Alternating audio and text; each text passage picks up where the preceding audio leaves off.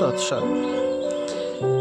তাতেও যদি উহা লাভ না হয় তাহলে অন্য গুরুর আশ্রয় করবে। কুলগুরু ত্যাগ করলে বা কুলগুরুর থেকে দীক্ষা না নিলে পাপ হয় না। কুলগুরু অর্থাৎ কুলকুণ্ডলিনী জাগ্রত পুরুষ বা যে কুল হতে আমাদের উৎপত্তি, সেই কুলের খবর যে ব্রহ্মজ্ঞ পুরুষ বা সিদ্ধ পুরুষ দেন, তিনিই কুলগুরু। আমাদের দেশে আগে যারা দীক্ষা দিতেন বা গুরু ছিলেন তারা সবাই সিদ্ধ পুরুষ ছিলেন, কোনো সন্দেহ নেই। তারা শিষ্যদেরও কুলকুণ্ডলিনী শক্তি জাগাবার ক্ষমতা রাখতেন, তাই তাদের কুলগুরু বলা হতো। কুলগুরু মানে বংশ পরম্পরা গুরু নয়। বংশ পরম্পরা গুরুকে ত্যাগ করলে যে পাপ হয় বলে কথা প্রচলন আছে, তা মোটেও সত্য নয়।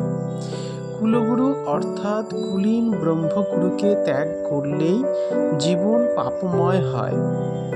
তাছাড়া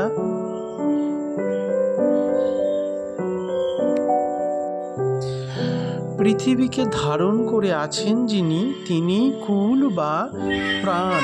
এই কুলরূপী ঈশ্বরকে যিনি ধারণ করে আছেন তিনি কুলগুরু বা স্থির প্রাণ বা পরমাত্মা।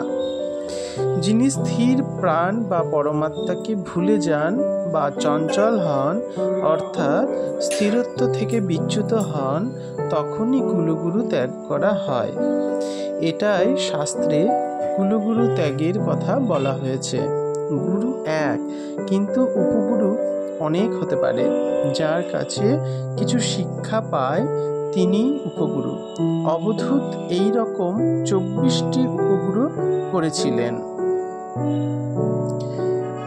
দীক্ষাগুরু ও শিক্ষাগুরু প্রসঙ্গে স্বামী স্বরূপানন্দ পরমহংসদেব বলেছেন, দীক্ষা হচ্ছে ধর্ম জীবনের সাধন, আর শিক্ষা হচ্ছে ধর্মমতের দর্শন শাস্ত্র। দীক্ষায় লভ্য তপস্যার পন্থা, শিক্ষায় তপস্যায় রুচি। দীক্ষার ফল হচ্ছে পথে নামা, শিক্ষার ফল হচ্ছে বিশ্বাস ও নিষ্ঠা সহকারে দ্রুত গমন। দীক্ষাগুরু আর শিক্ষাগুরু হচ্ছে জীবনের পরম পথের সন্ধান যিনি বলে দেন, তিনি হলেন দীক্ষাগুরু। এই পথের শ্রেষ্ঠতা বুঝিয়ে নানা যুক্তি বিচার তর্কাদি সহকারে যিনি সাধককে সাধন বিষয়ে অহরহ উৎসাহ যোগান, তিনি হলেন শিক্ষাগুরু।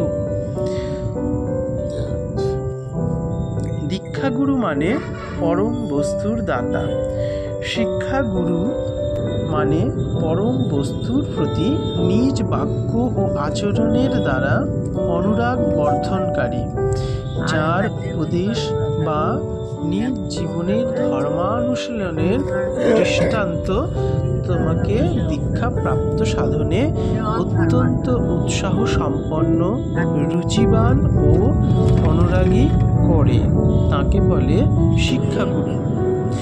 দীক্ষাগুরু শুধু একজনই হতে পারেন, যার পায়ে সর্বস্ব তুমি নির্ভয়ে বিকিয়ে দিতে পারো, যিনি স্থিত প্রজ্ঞ ব্রহ্ম নিত্য চৈতন্যময় পরমানন্দ বিগ্রহ স্বরূপ অতুলন পুরুষ। আর শিক্ষাগুরু একজন, 10 জন, 100 জন বা সহস্র জন হতে পারে, যিনি তার দৃষ্টি, বাক্য বা কর্মের দ্বারা, স্নেহ উপদেশ বা দৃষ্টান্তের দ্বারা চিত্তকে সর্বসন্তাপহারী গুরুর প্রতি আকৃষ্ট করার সাহায্য করতে পারেন, তিনি শিক্ষাগুরু বা উপগুরু। ক্রিয়া অভ্যাসে সহজে কুলকুণ্ডলিনী জাগরণ হয়। যোগীবর সান্যাল মশাই বলেছেন, যোগাভ্যাস দ্বারা মূলাধারস্থ কুণ্ডলিনী শক্তিকে চৈতন্যযুক্ত করিতে হয়।